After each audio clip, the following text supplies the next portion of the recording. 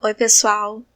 Este é o Literatura Oral, podcast de leitura comentada e de sugestões literárias. Sejam bem-vindos e feliz 2022 neste primeiro episódio do ano. Eu sou Sabrina Siqueira, jornalista com doutorado em literatura. Hoje eu continuo os comentários do romance O Crime do Padre Amaro, de Eça de Queiroz, que tô lendo partes aqui no Literatura Oral. Quase tudo. Tô suprimindo as descrições mais longas só.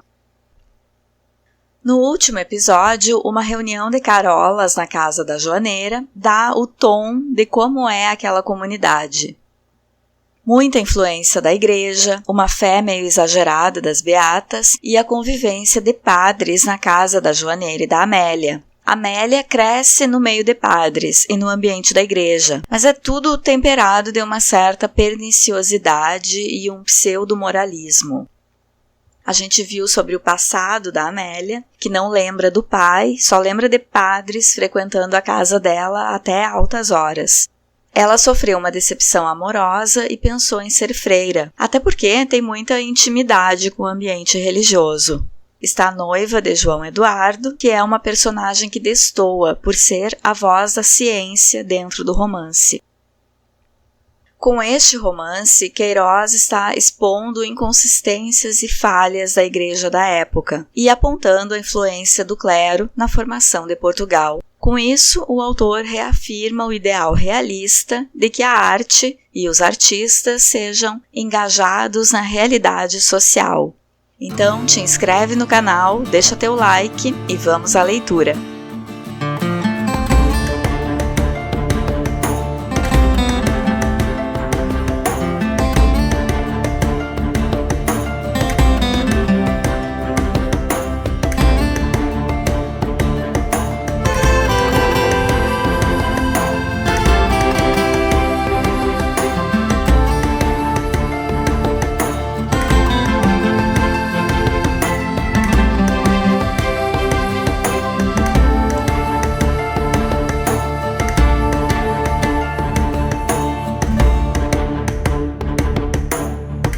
Capítulo 6. Logo desde os primeiros dias, envolvido suavemente em comodidades, Amaro sentiu-se feliz. A Santa Joaneira, muito maternal, tomava um grande cuidado na sua roupa branca, preparava-lhe petiscos, e o quarto do senhor pároco andava que nem um brinco. Amélia tinha com ele uma familiaridade picante de parenta bonita. Tinham calhado um com o outro, como dissera encantada Dona Maria da Assunção. Os dias iam assim passando para Amaro, fáceis, com boa mesa, colchões macios e a convivência meiga de mulheres. A estação ia tão linda que até as tílias floresceram no Jardim do Paço.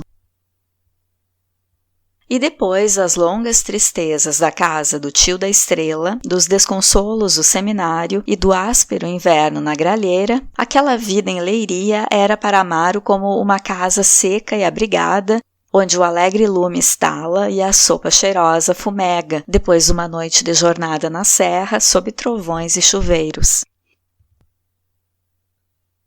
Ia cedo dizer a missa à Sé, bem embrulhado no seu grande capote, com luvas de casimira, meias de lã por baixo das botas de alto cano vermelho. As manhãs estavam frias, e àquela hora só algumas devotas, com um mantel escuro pela cabeça, rezavam aqui e além, ao pé de um altar envernizado de branco.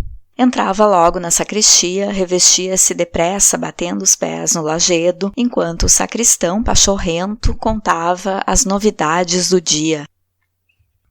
Amaro já não celebrava a missa como nos primeiros tempos, com uma devoção enternecida. Estava agora habituado, dizia. Como não ceava, e aquela hora em jejum, com a frescura cortante do ar, já sentia apetite. Engrolava depressa, monotonamente, as santas leituras da epístola e dos evangelhos.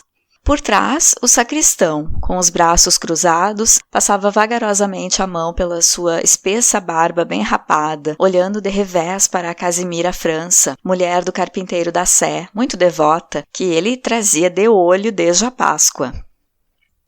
Amaro, depois de recitar rapidamente o ofertório, limpava o cálice com o purificador. Naquela parte da missa, por um antigo hábito de emoção mística, Amaro tinha um recolhimento sentido. Com os braços abertos, voltava-se para a igreja. E as velhas, encostadas aos pilares de pedra, com um aspecto idiota, a boca babosa, apertavam mais as mãos contra o peito, de onde pendiam grandes rosários negros. Então o sacristão ia ajoelhar-se por trás dele, sustentando ligeiramente com uma das mãos a capa, erguendo na outra a sineta. Amaro consagrava o vinho, levantava a hóstia, elevando alto os braços para o Cristo, cheio de chagas roxas sobre a sua cruz de pau preto. A campainha tocava devagar, as mãos batiam concavamente nos peitos e no silêncio sentiam-se os carros de boi rolando com solavancos sobre o largo lajedo da Sé, à volta do mercado. Ite missa est, dizia Amaro enfim. Deo gratias, respondia o sacristão respirando alto com o alívio da obrigação finda. E quando, depois de ter beijado o altar, Amaro vinha do alto dos degraus dar a bênção, era já pensando na alegria do almoço, na clara sala de jantar da Santa Joaneira e nas boas torradas. Aquela hora já Amélia o esperava com o cabelo caído sobre o penteador, tendo na pele fresca um bom cheiro de sabão de amêndoas. Pelo meio do dia, ordinariamente, Amaro subia à sala de jantar, onde a Santa Joaneira e Amélia costuravam. A Santa Joaneira, numa cadeira pequena ao pé da janela, com o gato aninhado na roda do vestido de merino, cosia de luneta na ponta do nariz. Amélia, junto da mesa, trabalhava com o cesto da costura ao lado. A cabeça inclinada sobre o trabalho mostrava a sua risca fina, nítida, um pouco afogada na abundância do cabelo.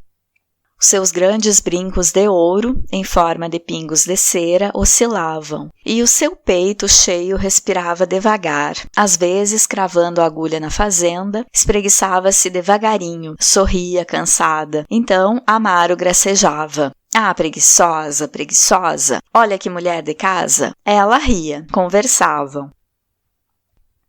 A Santa Joaneira sabia as coisas interessantes do dia. O major despedira a criada, ou havia quem oferecesse 10 moedas pelo porco do Carlos do Correio. De vez em quando a russa vinha ao armário buscar um prato ou uma colher, então falava-se do preço dos gêneros, do que havia para o jantar. A Santa Joaneira tirava as lunetas, traçava a perna e, balouçando o pé calçado numa chinela de orelo, punha-se a dizer os pratos. Hoje temos grão de bico, não sei se o senhor pároco gostará, foi para variar. Mas Amaro gostava de tudo, e mesmo em certas comidas, descobria a afinidade de gostos com a Amélia. Depois, animando-se, bulia-lhe no cesto da costura. Um dia encontrara uma carta, perguntou-lhe pelo derriço. Ela respondeu, picando vivamente o pesponto. Ai, a mim ninguém me quer, senhor pároco.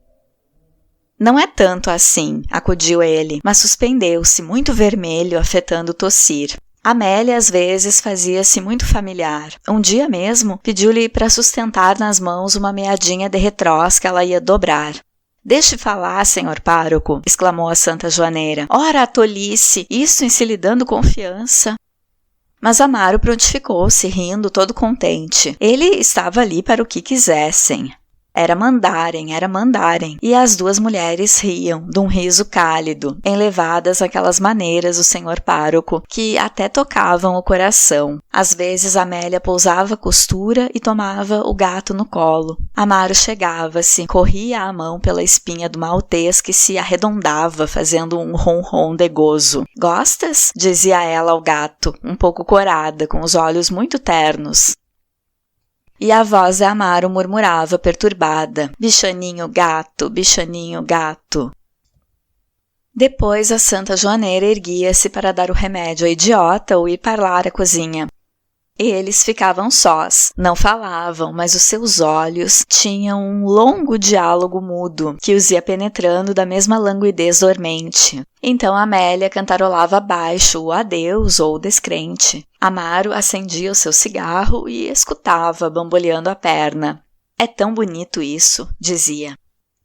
Amélia cantava mais acentuadamente, cozendo depressa, e a espaços, erguendo o busto, mirava o alinhavado ou pesponto. Amaro achava aquelas unhas admiráveis, porque tudo que era ela ou vinha dela lhe parecia perfeito.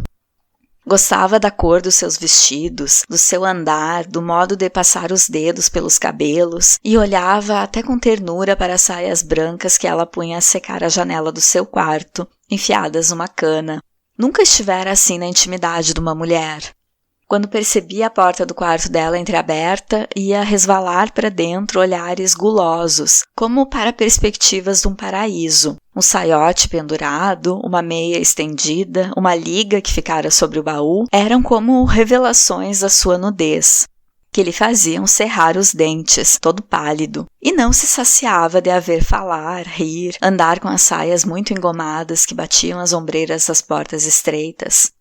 Ao pé dela, muito fraco, muito langoroso, não lhe lembrava que era padre. O sacerdócio, Deus, a sé, o pecado ficavam embaixo, longe. Via-os muito esbatidos do alto do seu enlevo, como de um monte se vêem as casas desaparecer no nevoeiro dos vales, e só pensava então na doçura infinita de lhe dar um beijo na brancura do pescoço, ou mordiscar-lhe a orelhinha. Às vezes revoltava-se contra estes desfalecimentos, batia o pé. Que diabo, é necessário ter juízo, é necessário ser homem. Descia, ia folhear o seu breviário, mas a voz de Amélia falava em cima, o tic-tac das suas botinas batia o soalho a Deus. A devoção caía como uma vela a que falta o vento. As boas resoluções fugiam, e lá voltavam as tentações em bando a apoderar-se do seu cérebro. Frementes, arrulhando, roçando-se umas pelas outras como um bando de pombas que recolhem ao pombal. Ficava todo subjugado, sofria, e lamentava então a sua liberdade perdida. Como desejaria não haver, estar longe de Leiria, numa aldeia solitária, entre gente pacífica, com uma criada velha, cheia de provérbios e de economia, e passear pela sua horta quando as alfaces verdejam e os galos cacarejam ao sol. Mas Amélia de cima chamava-o e o encanto recomeçava, mais penetrante. A hora do jantar, sobretudo, era a sua hora perigosa e feliz, a melhor hora do dia. A Santa Joaneira trinchava enquanto Amaro conversava cuspindo os caroços das azeitonas na palma da mão e enfileirando sobre a toalha. Amélia às vezes erguia-se para ir buscar uma faca, um prato ou aparador. Amaro queria levantar-se logo, atencioso. Deixe-se estar, senhor pároco, dizia ela, e punha-lhe a mão no ombro, e os seus olhos encontravam-se. Amaro, com as pernas estendidas e o guardanapo sobre o estômago, sentia-se regalado. Gozava muito no bom calor da sala, depois no segundo copo de bairrada tornava-se expansivo, tinha gracinhas. Às vezes mesmo, com um brilho terno no olho, tocava fugitivamente o pé de Amélia debaixo da mesa, ou fazendo um ar sentido, dizia que muito lhe pesava não ter uma irmãzinha assim. Amélia gostava de ensopar o miolo do pão no molho do guisado. A mãe dizia-lhe sempre: "Embirro que faças isso diante do senhor pároco." E ele então rindo: "Pois olhe, também eu gosto." Simpatia, magnetismo. E molhavam ambos o pão, e sem razão davam grandes risadas.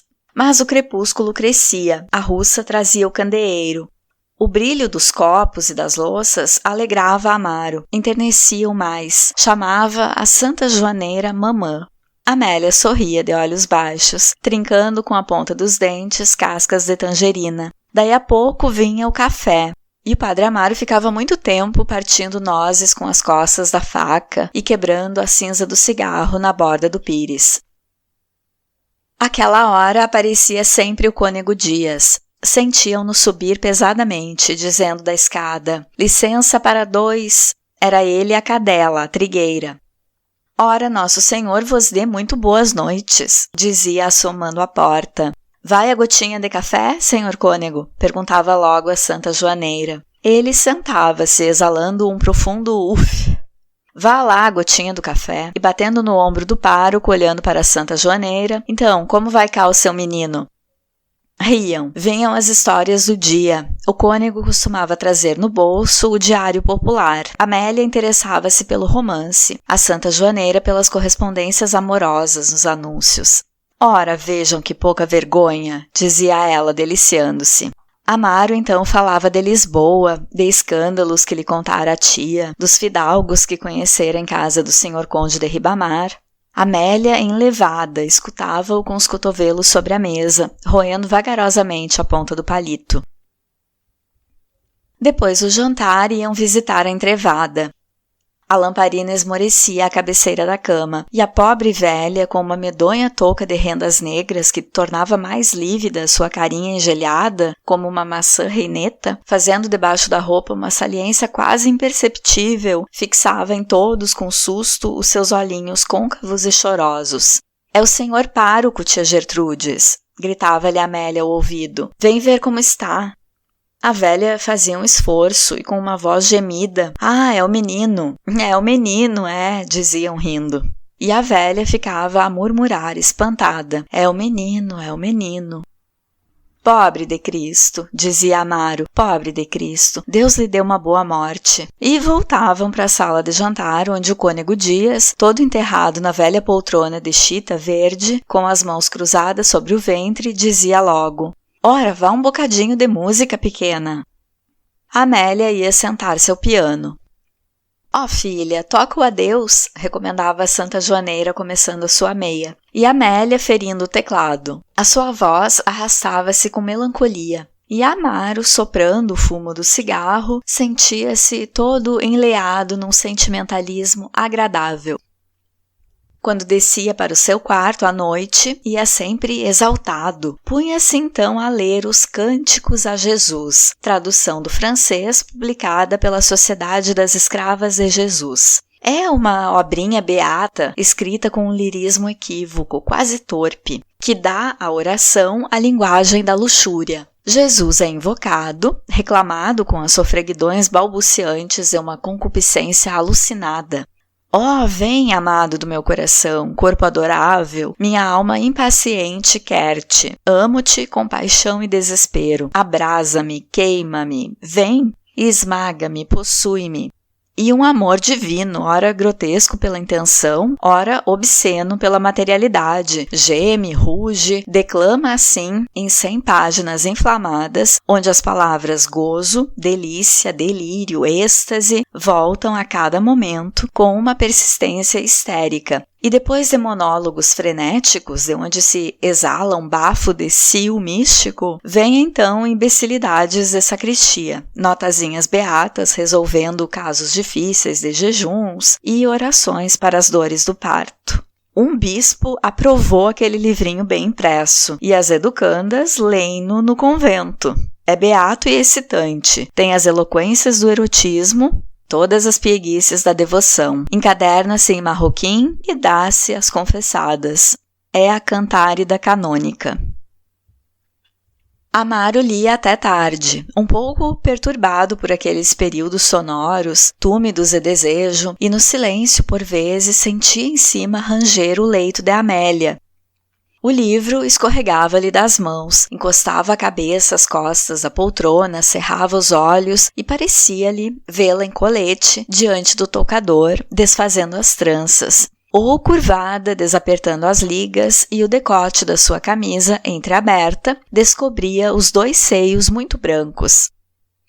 Erguia-se, cerrando os dentes, com uma decisão brutal de a possuir. Começara então a recomendar-lhe a leitura dos Cânticos a Jesus. Verá, é muito bonito, de muita devoção, disse ele, deixando-lhe o livrinho uma noite no cesto da costura.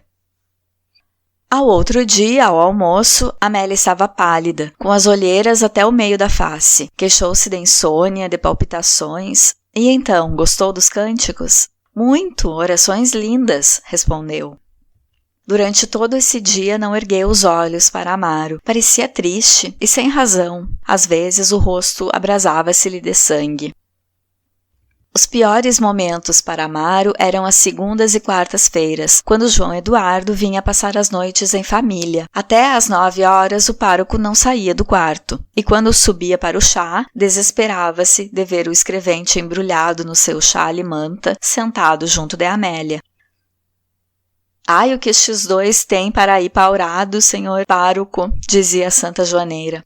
Amaro tinha um sorriso lívido, partindo devagar a sua torrada, com os olhos fitos na chávena. Amélia, na presença de João Eduardo, agora não tinha com o pároco a mesma familiaridade alegre. Mal levantava os olhos à costura. O escrevente, calado, chupava o cigarro, e havia grandes silêncios em que se sentia o vento uivar, encanado na rua. As suas palavras, os seus modos irritavam o padre Amaro. Detestava-o pela sua pouca devoção, pelo seu bonito bigode preto. E diante dele sentia-se mais enleado no seu acanhamento de padre. «Toca alguma coisa, filha», dizia a Santa Joaneira. «Estou tão cansada», respondia Amélia, apoiando-se nas costas da cadeira com um suspirozinho de fadiga. A Santa Joaneira, então, que não gostava de ver gente mona, propunha uma bisca de 3, e o padre Amaro, tomando seu candeeiro de latão, descia para o quarto, muito infeliz. Nessas noites quase detestava Amélia, achava-a casmurra. A intimidade do escrevente na casa parecia-lhe escandalosa. Decidiu mesmo falar a Santa Joaneira, dizer-lhe que aquele namoro de portas adentro não podia ser agradável a Deus. Depois, mais razoável, resolvia esquecê-la. Pensava em sair da casa, da paróquia. Representava-se então Amélia com a sua coroa de flores de laranjeira e João Eduardo, muito vermelho, de casaca, voltando da sé, casados. Via a cama de noivado com os seus lençóis de renda e todas as provas, as certezas do amor dela, pelo idiota do escrevente, cravavam-se-lhe no peito como punhais. Pois que casem, que os leve o diabo. Odiava, então. Fechava violentamente a porta à chave como para impedir que lhe penetrasse no quarto o rumor da sua voz ou o frufru das suas saias. Mas daí a pouco, como todas as noites, escutava com o coração aos saltos, imóvel e ansioso, os ruídos que ela fazia em cima ao despir-se, paurando ainda com a mãe. Um dia Amaro jantara em casa da senhora Dona Maria da Assunção. Fora depois passear pela estrada de Marrazes e à volta, ao fim da tarde, encontrou ao entrar em casa a porta da rua aberta. Sobre o capacho, no patamar, estavam os chinelos de orelo da russa. Tonta de rapariga, pensou Amaro. Foi à fonte e esqueceu-se de fechar a porta. Lembrou-se que Amélia tinha ido passar a tarde com a senhora Dona Joaquina Gansoso, numa fazenda ao pé da Piedade, e que a Santa Joaneira falara em ir à irmã do cônego. Fechou devagar a cancela, subiu à cozinha a acender o seu candeeiro. Como as ruas estavam molhadas à chuva da manhã, trazia ainda galochas de borracha. Os seus passos não faziam rumor no soalho. Ao passar diante da sala de jantar, sentiu no quarto da Santa Joaneira, através do reposteiro de chita, uma tosse grossa. Surpreendido, afastou sutilmente um lado do reposteiro e pela porta entreaberta espreitou: ó Deus de misericórdia! A Santa Joaneira, em saia branca, atacava o colete e, sentado à beira da cama, em mangas de camisa, o cônego Dias resfolegava grosso. Amaro desceu. Colado ao corrimão, fechou muito devagarinho a porta e foi ao acaso para os lados da sé. O céu enevoara-se, leves gotas de chuva caíam. E esta, dizia ele assombrado. Nunca suspeitaram tal escândalo. A Santa Joaneira, a pachorrenta Santa Joaneira, o cônego, seu mestre de moral.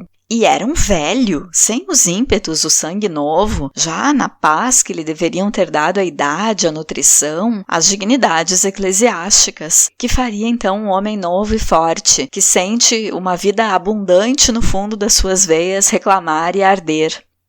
Era, pois, verdade o que se cochichava no seminário, o que lhe dizia o velho padre Sequeira, 50 anos padre da Gralheira. Todos são do mesmo barro, sobem em dignidades, entram nos cabidos, regem os seminários, dirigem as consciências envoltos em Deus como numa absolvição permanente. E tem, no entanto, numa viela, uma mulher pacata e gorda, em casa de quem vão repousar das atitudes devotas e da austeridade do ofício, fumando cigarros estanco e palpando uns braços rechonchudos. Vinham-lhe então outras reflexões. Que gente era aquela, a Santa Joaneira e a filha, que viviam assim, sustentadas pela lubricidade tardia de um velho cônego? A Santa Joaneira fora de certo bonita, bem feita, desejável, outrora.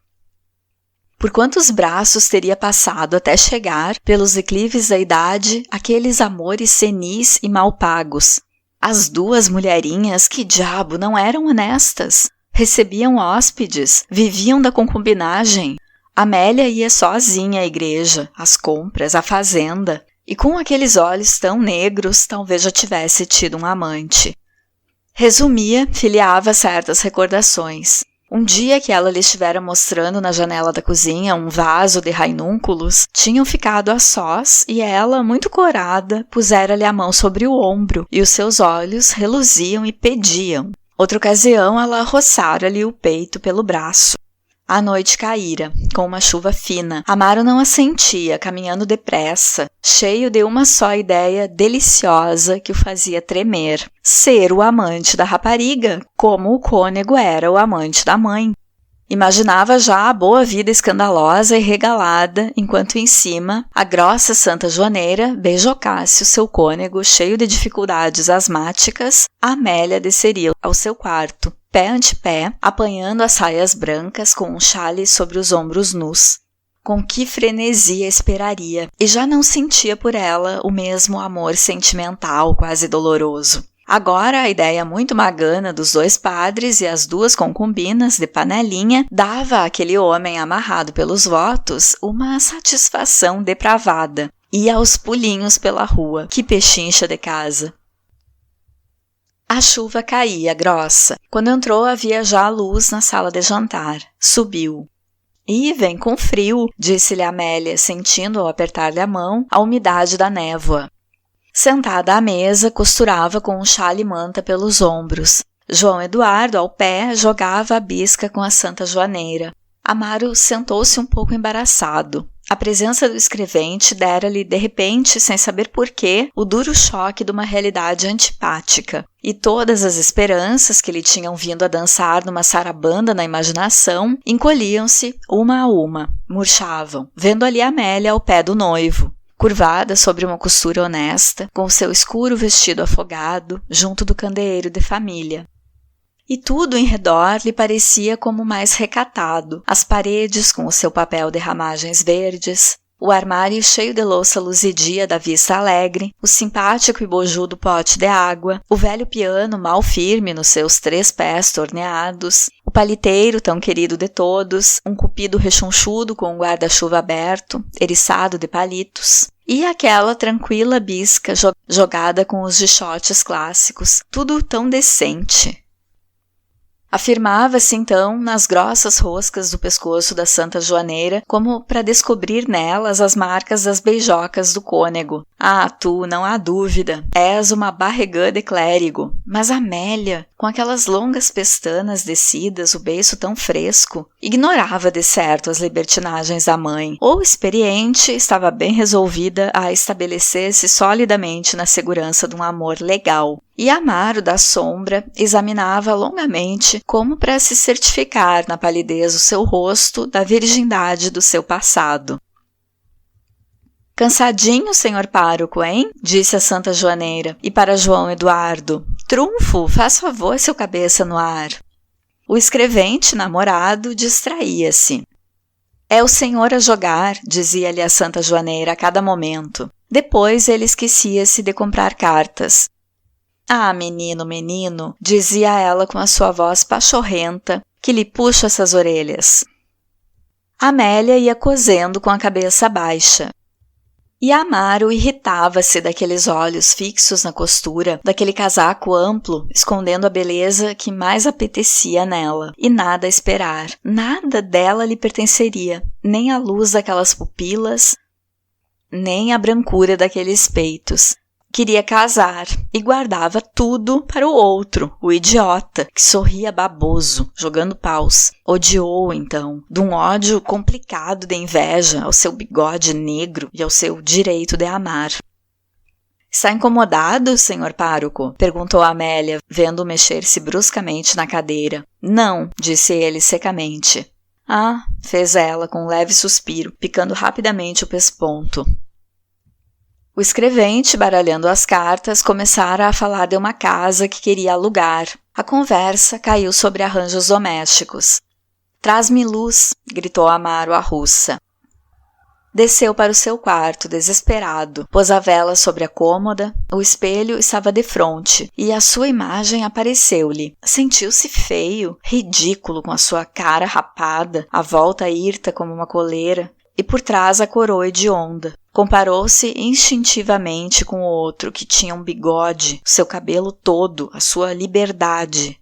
Para que hei de eu estar a ralar-me, pensou. O outro era um marido, podia dar-lhe o seu nome, uma casa, a maternidade. Ele só poderia dar-lhe sensações criminosas, depois os terrores do pecado. Ela simpatizava talvez com ele, apesar de padre, mas antes de tudo, acima de tudo, queria casar, nada mais natural. Via-se pobre, bonita, só, cobiçava uma situação legítima e duradoura, o respeito das vizinhas, a consideração dos lojistas, todos os proveitos da honra. Odiou-a então, e o seu vestido afogado e a sua honestidade, a estúpida que não percebia que ao pé dela, sob uma negra batina, uma paixão devota a espreitava, a seguia, tremia e morria de impaciência. Desejou que ela fosse como a mãe, ou pior, toda livre, com vestidos garridos, traçando a perna e fitando os homens, uma fêmea fácil como uma porta aberta.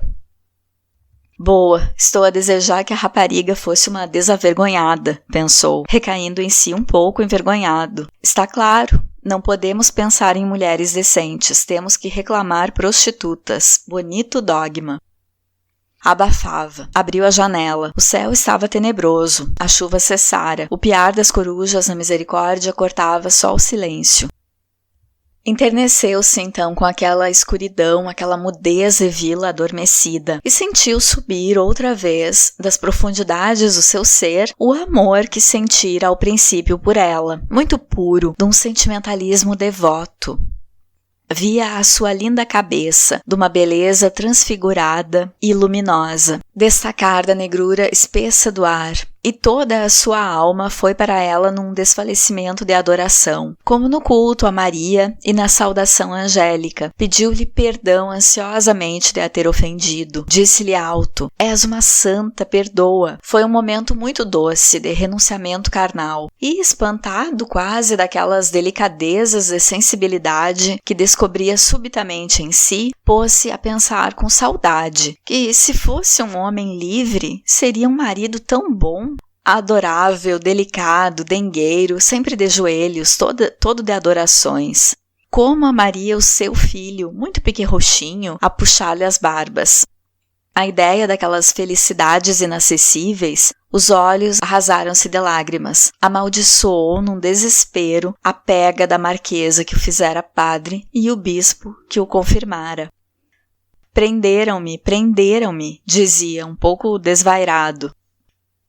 Sentiu então os passos de João Eduardo que descia e o rumor das saias de Amélia. Correu a espreitar pela fechadura, cravando os dentes no beiço de ciúme. A cancela bateu. Amélia subiu cantarolando baixo. Mas a sensação do amor místico que o penetrara um momento, olhando a noite, passara, e deitou-se com um desejo furioso dela e dos seus beijos. Capítulo 7. Dias depois, o padre Amaro e o cônego Dias tinham ido jantar com o abade da Cortegaça. Era um velho jovial, muito caridoso, que vivia há 30 anos naquela freguesia e passava por ser o melhor cozinheiro da diocese. O abade fazia anos, havia outros convidados, o padre Natário e o padre Brito.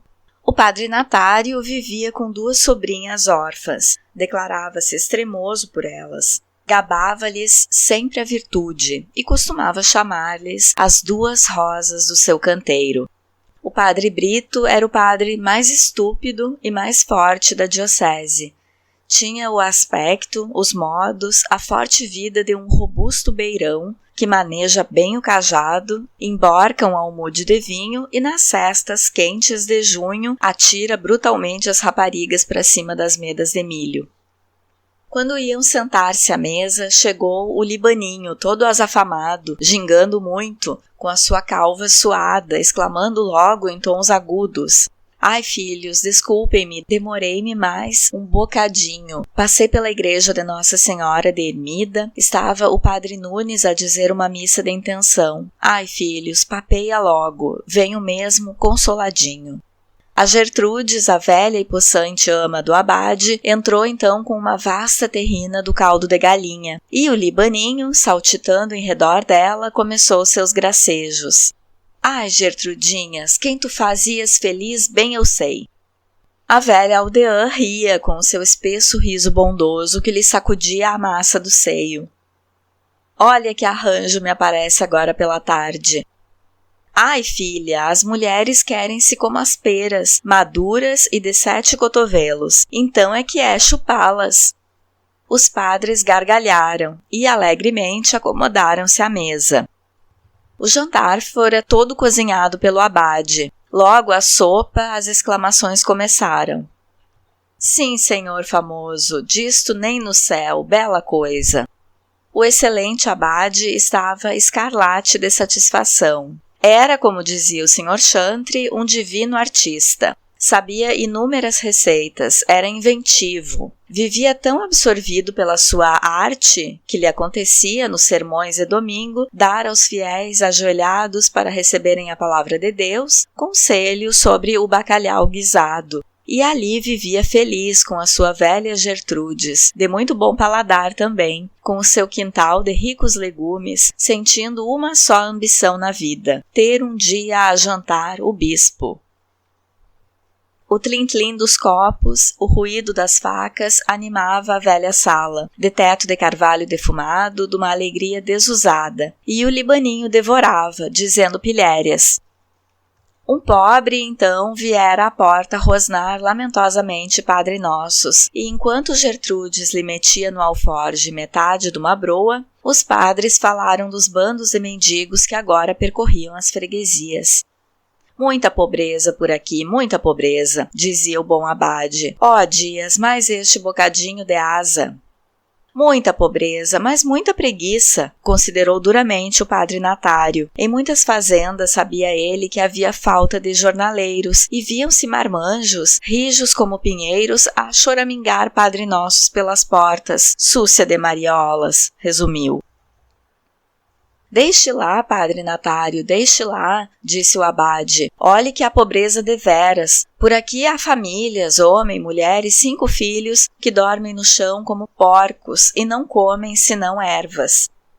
Então que diabo querias tu que eles comessem? Exclamou o cônego Dias, lambendo os dedos depois de ter esburgado a asa do capão. Querias que comessem peru? Cada um com o que é. O bom abade puxou, repoltreando-se, o guardanapo para o estômago e disse com afeto: a pobreza agrada a Deus Nosso Senhor. Ai, filhos, acudiu o Libaninho num tom choroso, se houvesse só pobrezinhos, isto era o reininho dos céus. O padre Amaro considerou com gravidade. É bom que haja quem tenha cabedais para legados pios, edificações e capelas. A propriedade devia estar na mão da igreja, interrompeu Natário com autoridade. O cônego Dias arrotou com estrondo e acrescentou, para o esplendor do culto e propagação da fé. Mas a grande causa da miséria, dizia Natário com uma voz pedante, era a grande imoralidade. Ah, lá isso não falemos, exclamou o abade com desgosto. Neste momento há só aqui na freguesia mais de 12 raparigas solteiras grávidas. Pois, senhores, se as chamo, se as repreendo, põe-se a fungar de riso. Lá nos meus sítios, disse o padre Brito, quando foi pela apanha da azeitona, como há falta de braços, vieram as maltas trabalhar. Pois agora o verás, que desaforo, contou a história das maltas, trabalhadores errantes, homens e mulheres, que andam oferecendo os braços pelas fazendas, vivem na promiscuidade e morrem na miséria. Era necessário andar sempre de cajado em cima deles. Ai, disse o Libaninho para os lados, apertando as mãos na cabeça. Ai, o pecado que vai pelo mundo. Ah, até me estão a eriçar os cabelos. Mas a freguesia de Santa Catarina era pior. As mulheres casadas tinham perdido todo o escrúpulo. Piores que cabras, dizia o padre Natário, alargando a fivela do colete. E o padre Brito falou de um caso na freguesia de Amor, raparigas de 16 e 18 anos que costumavam reunir-se num palheiro, o palheiro do Silvério, e passavam lá à noite com um bando de marmanjos. Então o padre Natário, que já tinha os olhos luzidios, a língua solta, disse, repotreando-se na cadeira e espaçando as palavras: Eu não sei o que se passa lá na tua freguesia, Brito, mas se há alguma coisa, o exemplo vem de alto. A mim tem-me dito que tu e a mulher do regedor... É mentira! Exclamou o Brito, fazendo-se todo escarlate. Ó Brito, disseram em redor, repreendendo-o com bondade. É mentira, berrou ele. E aqui para nós, meus ricos, disse o cônego Dias, baixando a voz, com o olhinho aceso numa malícia confidencial. Sempre lhes digo que é uma mulher de mão cheia. É mentira, clamou o Brito, e falando de um jato. Quem anda a espalhar isso é o morgado da cumiada, porque o regedor não votou com ele na eleição, mas tão certo como eu estar aqui, quebro-lhe os ossos. Tinha os olhos injetados, brandia o punho. Quebro-lhe os ossos. O caso não é para tanto, homem, considerou Natário. Quebro-lhe os ossos, não lhe deixo um inteiro. Ai, sossega, leãozinho, disse o libaninho com ternura. Não te percas, filhinho. O padre Natário, na última eleição, tinha arranjado 80 votos.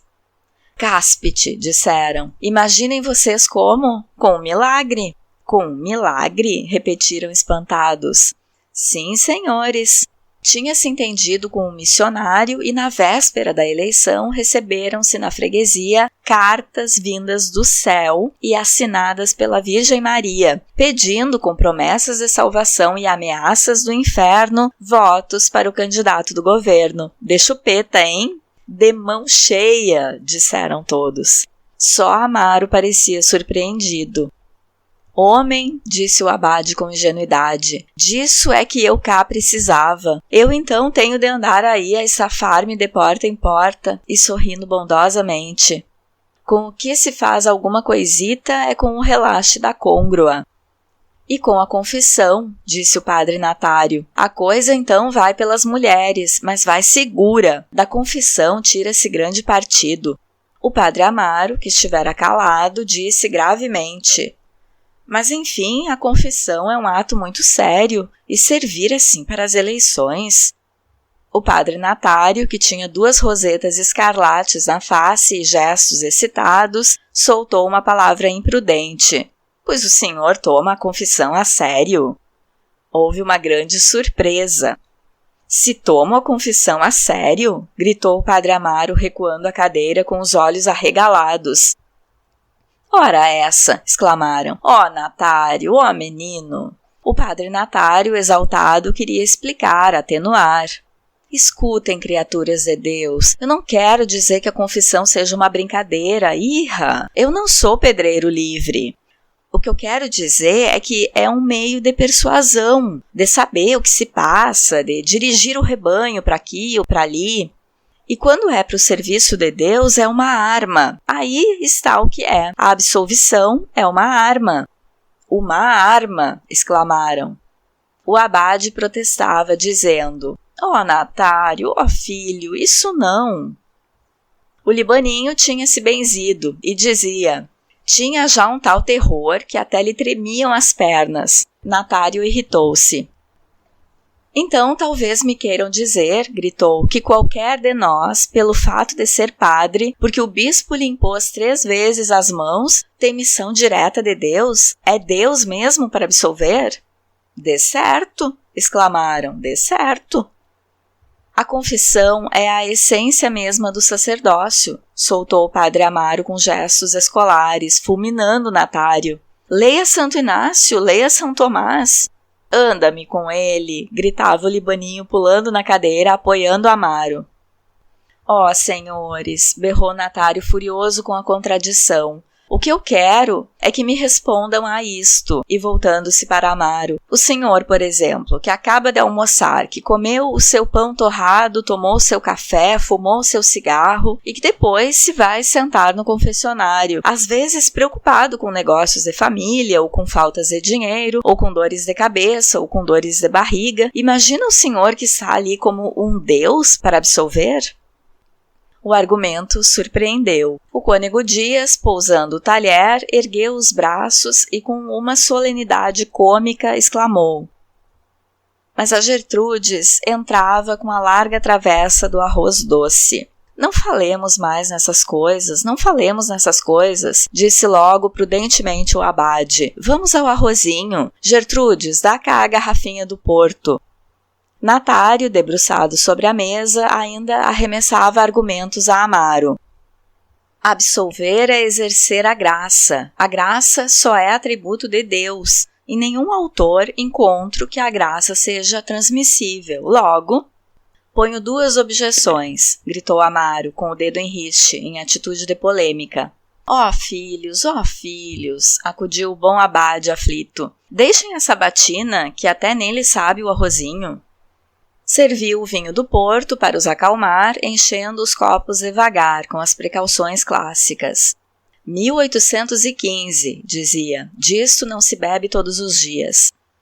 A sobremesa foi longa, muito saboreada. Natário tornara-se terno, falava das suas sobrinhas, as suas 2 rosas, e citava Virgílio, molhando as castanhas em vinho. Amaro, todo deitado para trás na cadeira, as mãos nos bolsos, olhava maquinalmente as árvores do jardim, pensando vagamente em Amélia, nas suas formas. Suspirou mesmo com o desejo dela.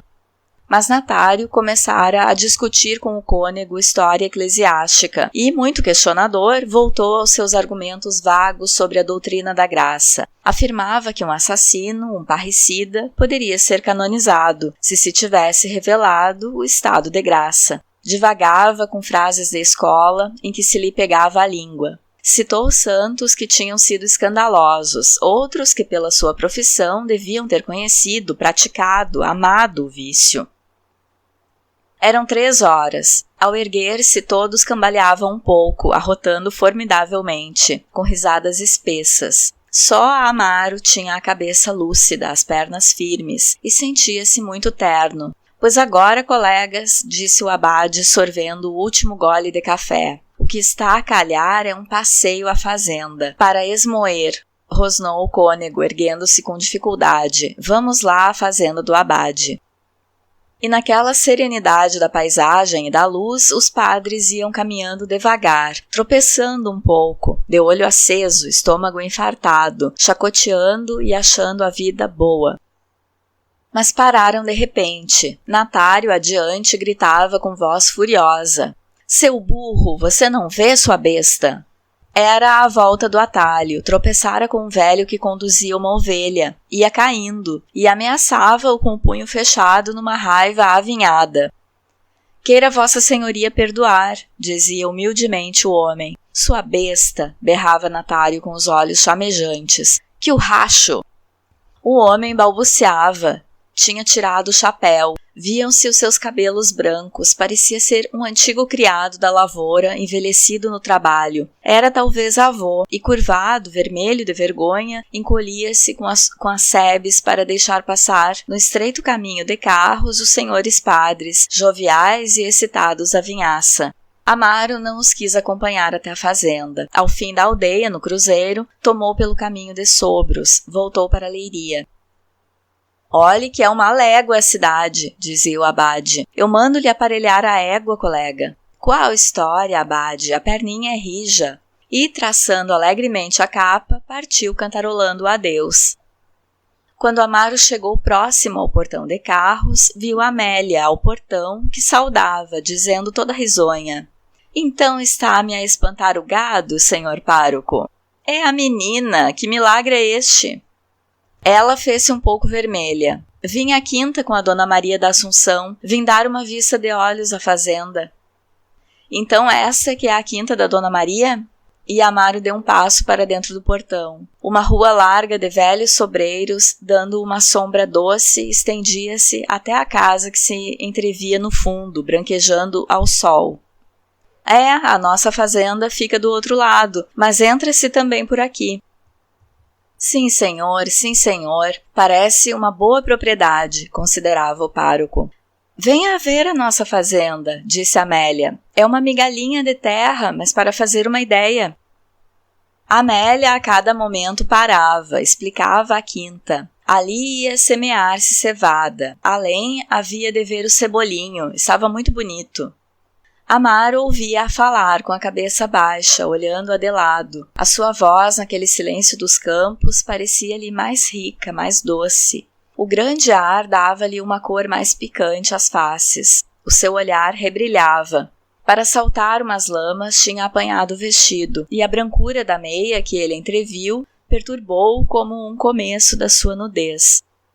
Ao fundo da parreira atravessaram um campo ao comprido de um regueiro. Amélia riu muito do pároco, que tinha medo dos sapos. Ele então exagerou seus sustos. Menina Amélia, haveria víboras? Ele roçava-se por ela, afastando-se das ervas altas. Vê aquele valado? Pois para o lado de lá é a nossa fazenda. Entra-se pela cancela, vê? Mas veja lá se está cansado, que o senhor parece-me que não é grande caminhador. Um sapo! Amaro deu um pulinho, tocou-lhe o ombro. Ela empurrou docemente e com um riso cálido. Seu medroso, seu medroso! Estava toda contente, toda viva. Falava na sua fazenda com uma vaidadezinha, satisfeita de entender da lavoura, de ser proprietária. Ele sorria, custava-lhe falar. O sol, batendo-lhe nas costas, depois do vinho do abade, amolecia-o. E a figura dela, os seus ombros, os seus encontros, davam-lhe um desejo contínuo e intenso. Aquelas maneirinhas excitavam o padre, e com os braços erguidos, a voz cálida, salte, salte! Ela então fez voz de mimo. Tenho medinho. Salte, menina! Lá vai, gritou ela bruscamente. Saltou, foi cair-lhe sobre o peito com um gritinho. Amaro resvalou, firmou-se, e sentindo entre os braços o corpo dela, apertou-a brutalmente e beijou-a com furor no pescoço. Amélia desprendeu-se, ficou diante dele, sufocada, com a face em brasa, compondo na cabeça e em roda do pescoço, com as mãos trêmulas, as pregas da manta de lã.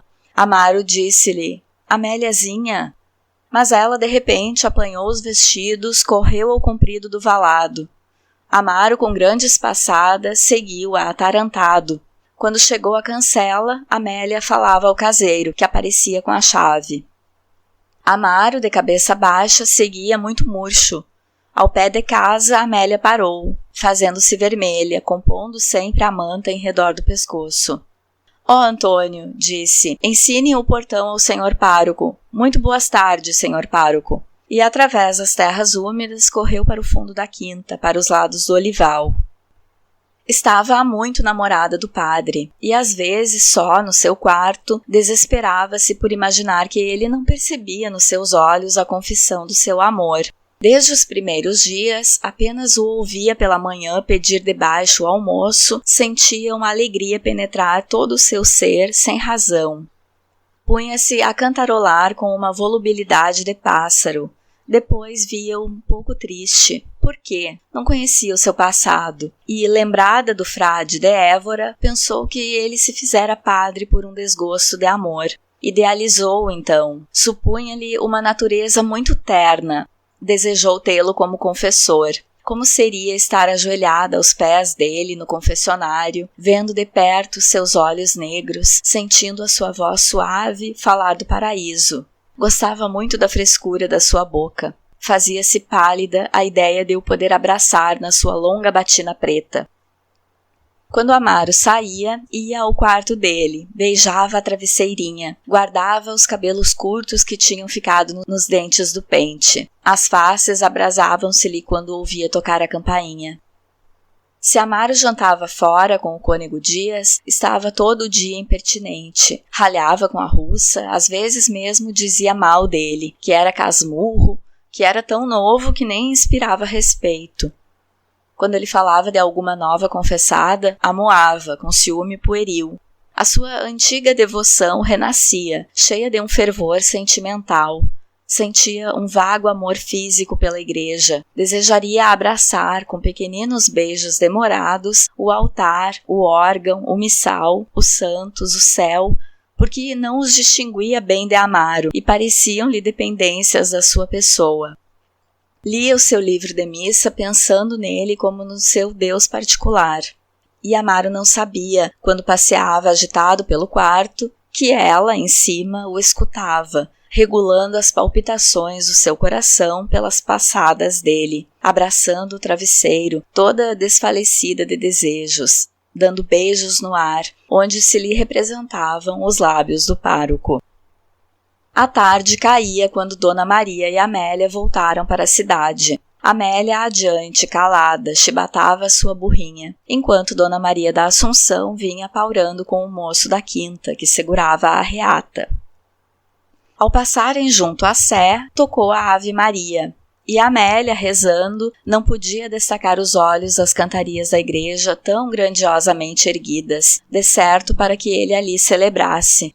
Lembravam-lhe então domingos em que o vira, ao repicar dos sinos, dar a bênção dos degraus do altar-mor, e todos se curvavam, mesmo as senhoras do morgado carreiro, mesmo a senhora baronesa da Via Clara e a mulher do governador civil, tão orgulhosa com seu nariz de cavalete. Dobravam-se sobre os seus dedos erguidos e achavam de certo também bonitos os seus olhos negros. E era ele que a tinha apertado nos braços ao pé do valado. Sentia ainda no pescoço a pressão cálida dos seus beiços. Uma paixão flamejou como uma chama por todo o seu ser. Largou a arreata do burrinho, apertou as mãos contra o peito e, cerrando os olhos, lançando toda a sua alma numa devoção: ó Nossa Senhora das Dores, minha madrinha, faz com que ele goste de mim.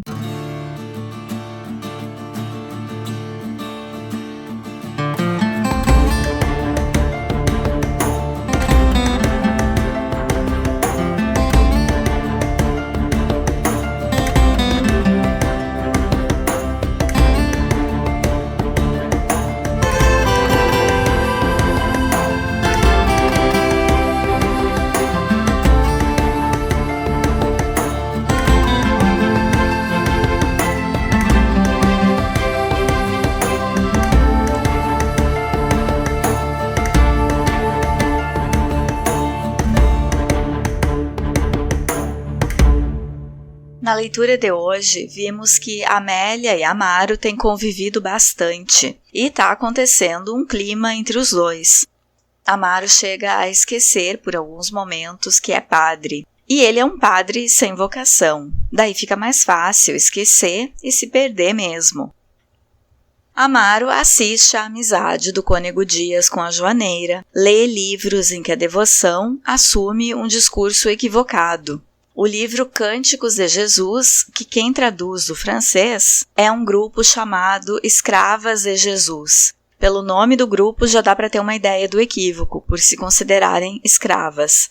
O narrador diz que elas dão às orações uma linguagem de luxúria e deixa a crítica de que esse livro, desse jeito, foi aprovado por algum bispo e é dado a estudantes no convento. Um livro que é beato e excitante ao mesmo tempo, bem como as relações dos padres com as mulheres daquela comunidade. Tudo com o aval e a participação dos clérigos mais velhos, inclusive do mestre de moral de Amaro, o Dias. O padre lê esse livro, escutando os ruídos de Amélia na casa.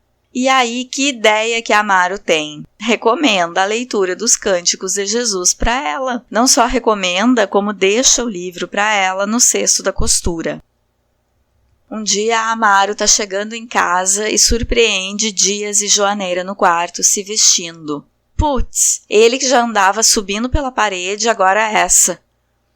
Com isso, Amaro se sente autorizado. Ao escrever sobre esses relacionamentos escondidos, ou vontades de relacionamentos, Queiroz convida o leitor a refletir sobre a questão do celibato como uma obrigação na igreja. A castidade é exigida somente no catolicismo romano. Nas religiões muçulmana, judaica e protestante, os religiosos podem casar. E é muito estranho que padres aconselhem sobre matrimônio sem poder praticar, né? Será que a castidade como imposição e não como opção de cada um não seria uma determinação errada? Essa é uma das questões que este romance nos propõe. Amaro fica chocado de pegar os dois no flagra. E percebam a visão machista da personagem. Ele pensa um pouquinho que Dias era mestre de moral, não devia agir assim. Mas quem ele se demora criticando são as mulheres. Para ele, elas é que são as mais erradas, não o cônego que fez voto de castidade. E aí coloca a Amélia no mesmo balaio da mãe, pressupondo que ela sabe e que é cúmplice. Depois pensa que foi perfeito o mestre ter colocado ele ali naquela casa, que tinha mulher para os dois. O único problema era o noivo, João Eduardo. Amaro morre de inveja do direito de amar que João Eduardo tem, porque ele foi obrigado a ser padre, sem que ninguém nem perguntasse se ele queria. Nesse capítulo teve o humor, Amaro zangado com Amélia por ela ser honesta. E aí mais uma crítica de Queiroz à hipocrisia da igreja, quando coloca nas palavras do personagem que bonito dogma que a igreja alega aos padres, que não podem pensar em mulheres decentes, mas como não conseguem ficar sem pensar em mulher, precisam que elas ajam como prostitutas. Quer dizer, ao impor a castidade, uma regra que não será cumprida, a igreja condena os padres a quebrarem os votos e as mulheres a serem desonestas também, coloca todos como contraventores. Amaro está passando por um monte de sentimentos nesse dia que descobre o caso de Dias com a Joaneira e amaldiçoa a marquesa que o condenou a ser padre, porque com essa decisão roubou a liberdade e a sexualidade dele. Nesse ponto da narrativa dá para sentir pena de Amaro. Afinal, ele caiu em uma cilada. Ele não queria renunciar a ter vida sexual, a ter uma família. Se fosse um romance do romantismo, agora que percebe como será a sua vida, Amaro iria repensar a carreira, talvez abandonar a função de padre e começar a nova vida ao lado de Amélia, tentando outra profissão. Porque no romantismo as relações são idealizadas e tudo conflui para um final feliz ou para o enlace amoroso.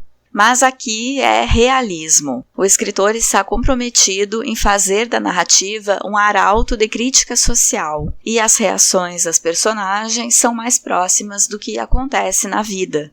E na vida, Amaro pensaria na dificuldade que enfrentaria se deixasse a batina e fosse iniciar outra profissão, tendo ainda que sustentar uma mulher, certo? Lembrem que o realismo acontece paralelamente ao naturalismo, aquela estética literária que foi muito influenciada pelo cientificismo e pela ideia de que os seres humanos reagem por instinto e por influência do meio. Bom, como é que o meio influencia Amaro? Num almoço de aniversário que reúne vários padres, eles falam como tem aumentado o número de mendigos, mas culpam os pobres de não querer trabalhar. A hipocrisia deles, falando na pobreza como se fosse culpa dos pobres, enquanto enchem a barriga num banquete. Repetem aquela máxima de que a pobreza agrada a Deus, quando eles mesmos vivem na abundância. Acham errado os homens e mulheres que andam oferecendo serviço nas fazendas, chamam de maltas.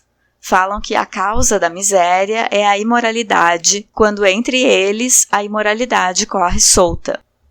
As piadas, os gracejos, quando os padres se encontram, têm um teor sexual que destoa de como deveria ser a postura deles. Falam da quantidade de solteiras grávidas e que repreendem as mulheres. Eles não repreendem quem engravida as mulheres, talvez até alguns padres, mas criticam elas. Mais uma vez, o machismo dos padres que, lembrem, aprendem no seminário que mulher ou é Maria ou é demônio. Nesse almoço, os padres falam de um caso de um deles de boa, sem problema. Os padres terem seus casos já tinha caído na normalidade. O padre Natário coloca a questão do poder dos padres em absolver os pecados e considera a confissão abertamente como um meio de manipulação do povo pela Igreja. Uma teoria que discorda do que dizia o catolicismo e combina mais com as teses de Martinho Lutero, escritas no século XVI. Sabe que agora eu nem sei se ainda existe isso de confissão, acho que talvez nem exista mais. Quando coloca a discussão dos padres sobre o poder da absolvição, o autor está sugerindo o debate de será que precisamos mesmo do intermédio dos padres para absolver pecados? Se absolver só cabe a Deus e os padres são homens pecadores como todos? Queiroz propõe o tempo todo reflexões sobre o funcionamento da Igreja.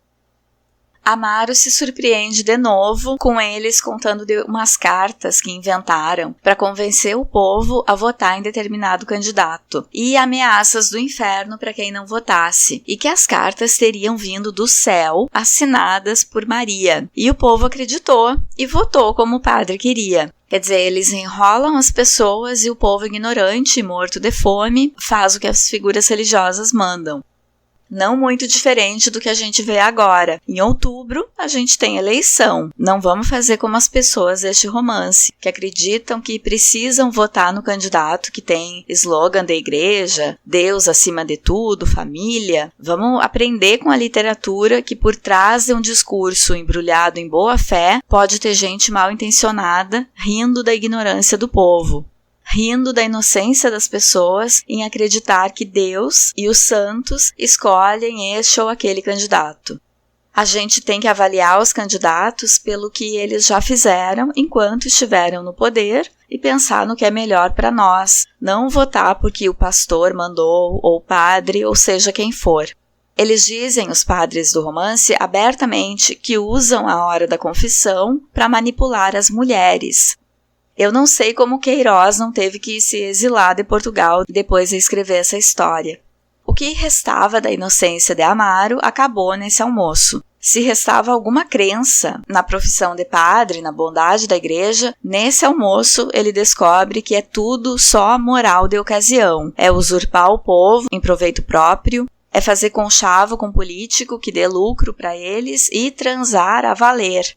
E Amaro ali, meio estupefato, meio achando que, enfim, a vida pode ser boa afinal. Quando vão caminhar, a perda de paciência de um dos padres com um velho camponês, porque o padre bêbado tropeçou na ovelha do homem. E a atitude de subserviência do velho para com o grupo de padres representa o povo crédulo em que aqueles homens são manifestações divinas.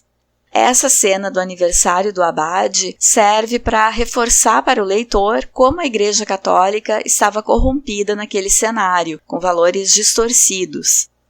E é nessa vibe que, na volta desse aniversário, no caminho, Amaro encontra Amélia e dá um beijo nela. Não dá nem para colocar a culpa no vinho, porque o narrador diz que ele foi o único que saiu do almoço lúcido. Mas a demonstração da fé fraca dos outros padres durante o almoço e o flagra que ele tinha dado no cônego dias atrás encorajam Amaro a agarrar Amélia para dar um beijo. E ela sai surpresa, mas feliz, tá apaixonada e nem dá bola que ele é padre. Tivemos acontecimentos importantes na leitura de hoje. No próximo episódio do Literatura Oral, continuo a leitura comentada de partes de O Crime do Padre Amaro, de Queiroz. Fiquem bem e bom início de ano novo!